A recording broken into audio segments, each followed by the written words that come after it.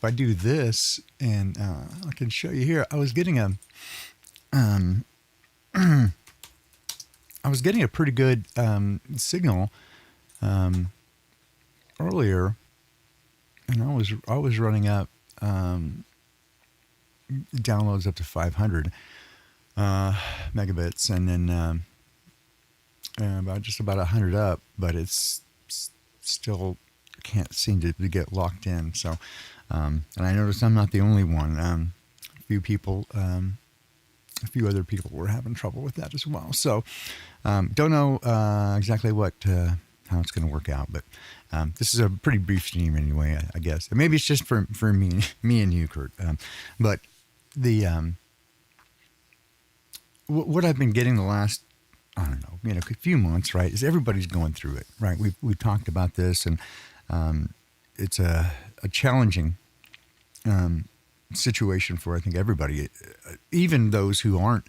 I mentioned this to somebody today, saying, hey, everybody I know on our side of the fence is really getting whacked, and it's not just us, but certainly there's a difference in the way the world is treating us, and we have our people who are dying from loneliness, and it's, it breaks my heart, and I see news story after news story of people who have determined that the world is so bad that the better move is to take out their entire family, including themselves. And and it's become a daily occurrence now. It's so horrifying and prevalent. It's just like every day this stuff happens. And I feel like I always am going to be the hardest critic of myself, and I feel, in a way like, I let everybody down, taking time away trying to deal with my health issues, and to what effect that they have only gotten worse in some ways, but at least I better understand it and have some idea of what's happening. So, I guess there's that. But overall, it seems like the best thing I have for this, the best way that I know to address this, right, is that we come around each other, kind of circle the wagons and support one another, hold each other up during these difficult times, because loneliness will kill you. And it seems from, again, I would say, and this is kind of the point that I wanted to make tonight, right, that if we look at the news and see what's going on, it certainly is daunting, right? I mean, we certainly will have all kinds of things to look at that are, could be terrifying, right? I mean, we got basically, they're spoiling for World War III. It seems like they're not stopping. So it appears that as the conflict is widening, including not just Hamas and Israel, but Hezbollah, and now Lebanon, and Saudi Arabia and Jordan, and everything's getting messed up. Especially again, if you're looking for signs of the end of the age, and that's what the disciples certainly did, and they asked Jesus about and said, hey, what are the signs? Well, we talked about that before, what things are going to occur. And we're left with some indication. There's some Old Testament prophets that had some thoughts on it. Certainly Daniel comes to mind, and then a New Testament. Obviously, everybody knows about the Book of Revelation, and people always get worried about it. And some people think, oh, it's already happened, and other people think, well, it's never going to happen, and they're just fooling you, or maybe they're trying to make it happen to fit the script, and that's the weirdest explanation I've heard yet. It's like, why would you do that? There's all sorts of other things you could do if you wanted to fool people without going through all that. But there is certainly things going on out there, and if you haven't already, I would encourage you to sign up for my alternate channel that I'm setting up. I don't have any content there yet, but I will soon. That's Mologoses Exegesis. If you go to the show notes, you can see the direct link there, and just sign up for that. Just subscribe if you would, and I'll get started over there, because I think in that place I'm going to take on directly this stuff and go directly to just starting the first book of Revelation, going, here's the way I read it, right? Doesn't mean that it's right, but in fact, I'm probably going to be wrong in some areas for sure, but this is how I read it, and going through the going through the process of going, these are the things. So yeah, I was about to go to bed myself, right? And then I realized that things weren't working well, and we even started this, went through doodles and stuff with no audio, so I'll have to clip that. But really, I just wanted to get here and do this the shortest little thing tonight, because again, I feel like we all could use some encouragement, right? And we all are in a place of difficulty, and I don't think I know anybody who's not in a place where they're going through some of the most difficult stuff of their life. Not all the same things, but certainly difficulty. And I noticed somebody pointed out that today a large Christian denomination had split, basically, and again, without getting too much into it, kind of dealing with some of the rainbow issues, and one section of the church was not down with that, and the other one was, and so they split apart. And it immediately reminded me of 2 Thessalonians 2, which is a really short letter of Paul to the people in Thessalonia. But we'll start off right here. Chocolate and goodness right here. So the man of lawlessness. And I think that makes sense. Now, concerning the coming of our Lord Jesus Christ and our being gathered together with him, to him, we ask you, brothers, don't be easily disconcerted or alarmed by any spirit or message or letter seeming to come from us, alleging that the day of the Lord has already come. Look, they're already dealing with disinformation, right? So not a new thing. Seeming to come from us, that'd be fake news, right? So, and there's this again. Many hold the concept that Revelation is historical, right? It was all fulfilled and had to do with the destruction of Jerusalem in AD 72 by the Romans. Like many other things in Scripture and the world around us, to me it seems that there's I don't know. It's like concentric circles, right? There are ways that things can be fulfilled, and just as though things, just like history repeats itself, cycles, it comes to the next thing and it applies again to a new thing, right? And I think ultimately it was this, it very clearly says that these are not what John the Revelator said at the outset in chapter 1. This is not about a local event. He very clearly stated that this is about the end of the age, and certainly all the imagery used will give you the impression that it is the end of time. Now, are we there? I don't know. But there are some things that indicate that we might be, right? Or it could be another one of these multiple fulfillment things. Again, I'm not, I don't pretend to be smart enough to know. I'm kind of spiritually retarded. But I am certainly interested in it, and I was very interested in eschatology, the study of the end of things, way back in youth, like 45 plus years ago, and then ultimately decided to set it down because what my understanding of it then was that Ezekiel, or rather Daniel, and Revelation were pretty much intertwined. They're interlocked. They have the same imagery in several places. They go through the same stuff. They look like they're telling the same story, kind of retold several times.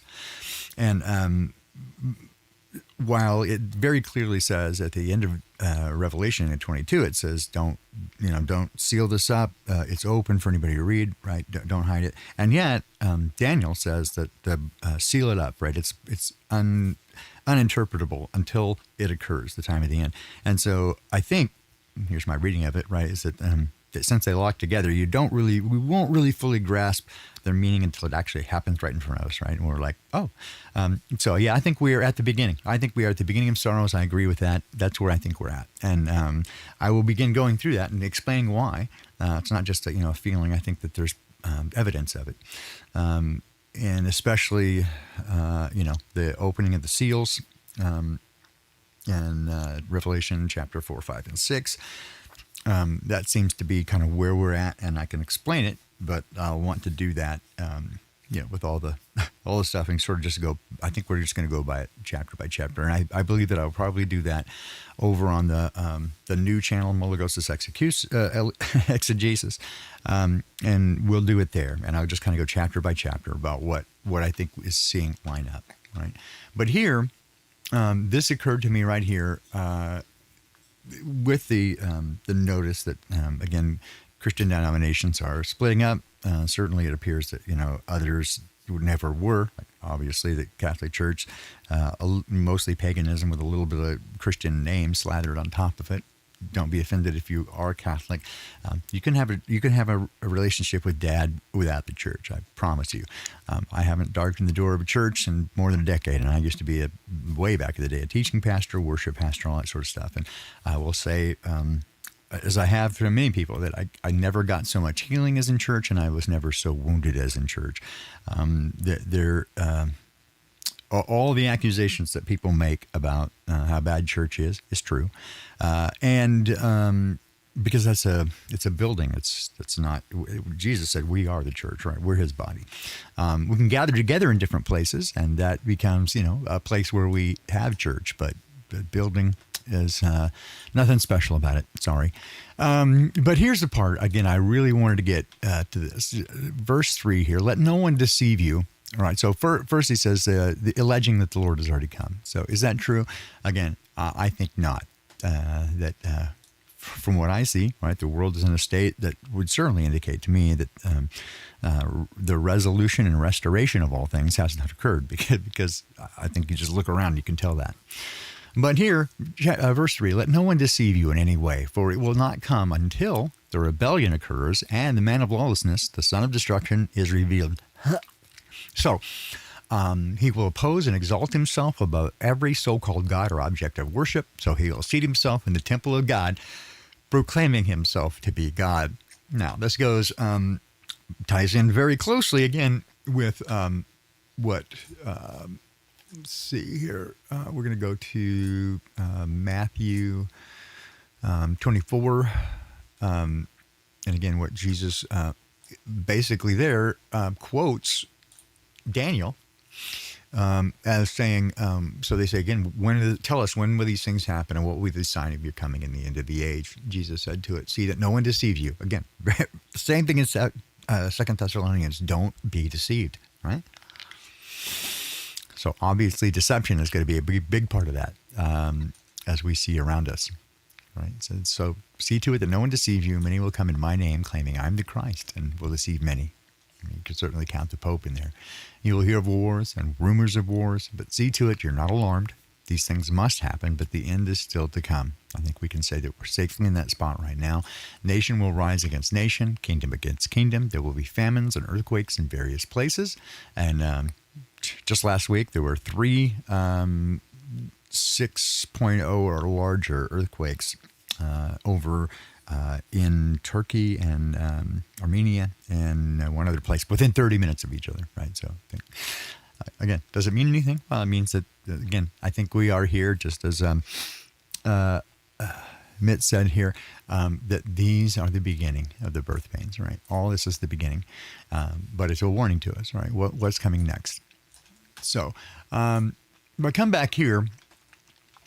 Right, the man of sin is revealed. Right, let no one deceive you. It will not come until the rebellion occurs and the man of lawlessness, the son of destruction, is revealed. Again, it's not going to be a secret thing. There's not going to, we're not going to all get suddenly translated or raptured or whatever before this happens. It's all the evidence points otherwise, that there will be, mass martyrdom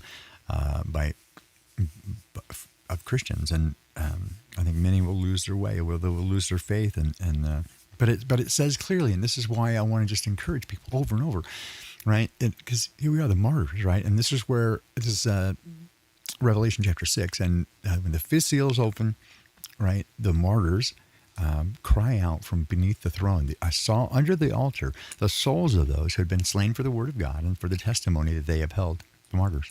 And they cried out in a loud voice, how long, O Lord, holy and true, until you avenge our blood and judge those who dwell upon the earth?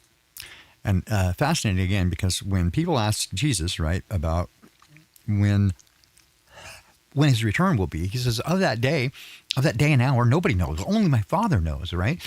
He said even he didn't know the exact date, but he says, when you see the signs, then look for it. Well, here, I see a condition to be met, not a time, but a condition. because it says, when will you do it? And each of them was given a white robe and told to rest a little while longer until the full number of their fellow servants, their brothers, were killed, just as they had been killed. So once that's fulfilled, once that number has been reached, that's what he says, right? That's what it reads. And I think after that point, again, is when we can comfortably go to like Revelation 12, and the wings of a great eagle were given to the woman, the church, to escape from the anger of the dragon. So that's what it seems to read, right? And certainly we seem to be in a state right now, which is, again, at the beginning of sorrows. So mostly what I want to do is say, don't be surprised by this, right? Don't be surprised that things are crappy right now and really hard, and you're in a position like you've never been before, because it's not new. It shouldn't be new, right? But he's going to be with us, and it's called the wearing down of the saints, right? And that is exactly what it feels like. We're being just ground down, right? It's death by 1,000 cuts, and I'm here to first encourage you and say I think while it seems somber, this is certainly good news, right? This is good news. It means we're just that much closer to going home. And so when we come to this idea, where it says those that they did not love their own life so much to shrink from death, right? I just want to go here, right? So again, this is again 2 Thessalonians. May our Lord Jesus Christ himself and God our Father, who by grace has loved us and given us eternal comfort and good hope, encourage your hearts and strengthen you in every good word and deed. Because, we're also told, right, in Proverbs, right, that a man's spirit can carry him through in sickness, but who can survive a crushed spirit and loss of hope? And so I'm here to bring hope, right? Not in me, but Dad is coming soon, and he sees and he will meet your need, right? And we should stand firm, right? Stand in what we know, because we know for sure that. He said, I will never leave you or forsake you, even until the end of the age. They said, very, very clearly, right, that would be the case. And so I think we can, again, safely say that we're probably at the beginning of sorrows, and we might be here, right, long enough to see the end. Here we go. And they did not love their lives so as to shy away from death, right? They have conquered him by the blood of the Lamb and the word of their testimony. That's Revelation 12:11, right? They've conquered him by the blood of the Lamb and the word of their testimony. And they did not love their lives so much as to shy away from death. I don't know any other way to read that other than what it says. So again, I'm here to encourage you. That's one. To remind you that I keep you in my prayers. And then the one last thing I would ask is, there's a thing before me that I want to kind of put a fleece out and pray over, right? I think I've got this inspiration to kind of do a thing if I have the energy remaining to do it, and while I'm still here, and that is to kind of go as quickly as it can all be worked out. And there are some barriers in the way, but nothing Dad can't work out. So the idea is, and I probably have mentioned it briefly before, and I want to go into further detail later, but just for now, before I even go any further or make any announcements or anything, I just want to make sure I'm putting myself right in the crosshairs of Dad. So I would just say, pray for me and ask, right, whether this, I want to do this busking thing, right? And yeah, 2 words, busking, but busking.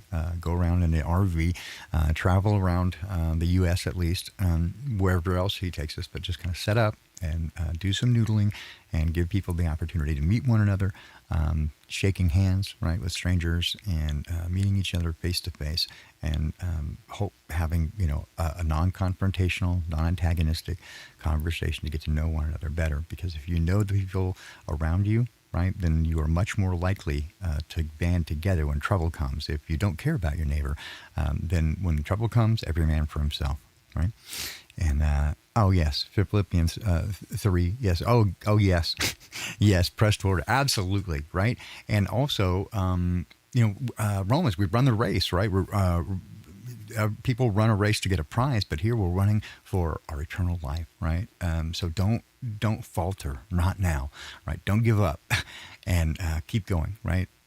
Be of good cheer, have hope, because He's got you, right? And even if it looks difficult, even if it seems like, for me, this is some of the hardest things I've ever gone through. I just can't,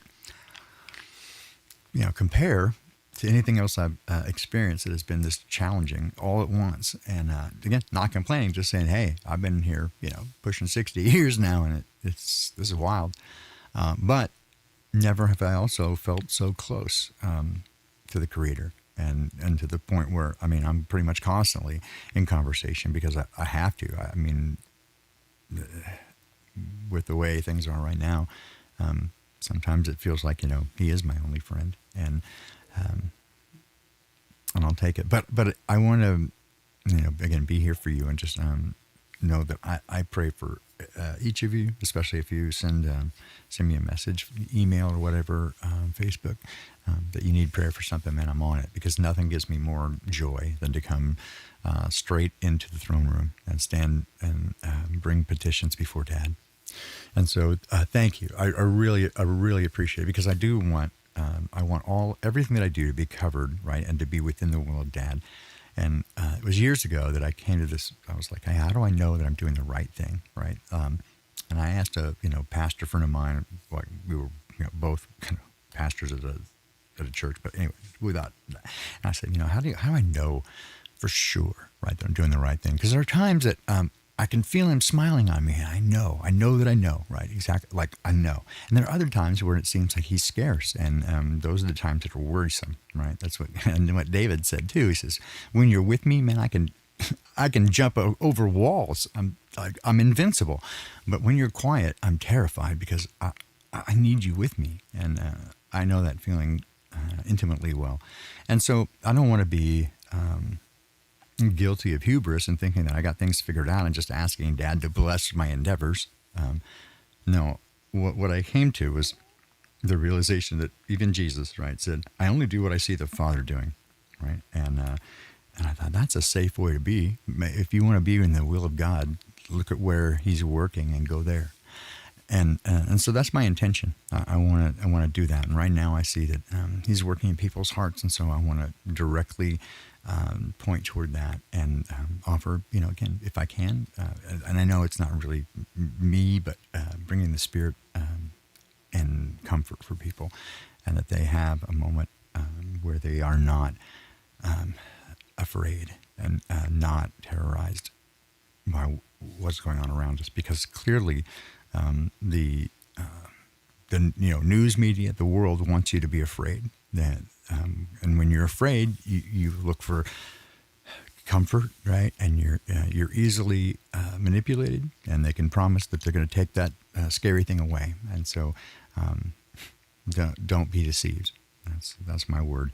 Don't be deceived. And but I would ask, and thank you very much, right? Just pray that I have clarity in this, and that wisdom, right? And if it's His will, right, that if He provides the vision, He's going to provide the provision, and that's the only way it's going to happen. But I trust Him in that. But I want to make sure, right, before I pull the trigger on this thing and really start to try to line it up, I made some calls and went through a period where I was really pretty sure about it, and then kind of just lost a little steam of momentum, because again, health things, and it's really hard when you have a seizure and you can't remember what you did in a few days prior, and it's all a mess. So trying to get this stuff worked out, but again, I know that Dad's in it, right? Even with this health stuff, I know that He's going to use it for His purpose, and I'm okay with that. It's not super great, super fun. It's very challenging, as a matter of fact. But I don't think again, some people will try to say, oh, it's a punishment, or you got some secret sin or whatever. Dad and I have already been through all this. So it's the first place I went and go, hey, if I'm messing up, man, point me in the right direction. Nope. He just wants to hold my hand. And in this case, I think it's the purpose is just to draw me closer to Him. There's no other place I can go. And I can't do it in my own strength. right? So I have to rely on him, and that's maybe what he had in mind. Maybe there's more. I don't know. We'll see when we get there. But in the interim, if you would be so kind, right, just to remember us in your prayers, and I have clarity and guidance, and that Dad opened the doors that he wants us to go through, and slam shut those that are not of his will. And so that's just what I would ask. Just remember us in your prayers, right? And I will continue to ask for guidance, counsel, wisdom, strength, endurance for all of you. And again, if you want something special, just reach out to me, send me an email, unintended.consequences3@gmail.com. All the stuff is in the links to the show notes. And yes, thank you so much. I appreciate that. And like I said, probably just gonna wrap it up here. Didn't want to spend an awful long time belaboring the point, but I did feel like I'd hope to do kind of get back into more of a routine and do this. It is still really challenging because every time I get ready and I set up, something happens, and it's like, okay, I just have to not rage against it. I know that, again, everything's going to work out fine. I know that when I have all these lags and all this difficulty with the internet and all that stuff, I suddenly realize I'm not alone. Weird things are happening out there. It's not just me. So we're going to trust Dad and hold on to his hand and have him walk us through this. And I believe that he will. And I thank you so much for your prayers, your support, and your love and affection. And it is reciprocated. The group that we have here has become much smaller. And frankly, I'm way okay with that. I want the right people that are, I'll just put it that way. I want the right people here. So with that, I'll say again, thank you so much for coming. I know it's a brief hit, but I just wanted to say, be of good courage, be of good cheer. Don't be dismayed. Because he's got us, right? He's got us in his hand, and he'll care for us. And just everything seems like, again, that we're just that much closer to home, right? Just that much closer. Anyway, with that, I think I'll play a little music out and wish you guys well. And I'll try to be more consistent. I promise I've been wanting to. I'll try to be more consistent where you kind of plan ahead and do more content as well, because I think now's the time. It's important. I'm probably going to start launching some stuff over on the Mologoses Exegesis. Again, mark that, subscribe to that channel. I'll start posting stuff up there pretty soon because I want to go through all this stuff and go, this is how I see it. If you see something different, please let me know if I'm missing something. But I think it's going to be, I think we're getting there. All right. So that's what I got for you today. Be of good cheer. Hang on. Don't be afraid. Dad is with us. And we're almost home. Love you guys. Take care. Be well.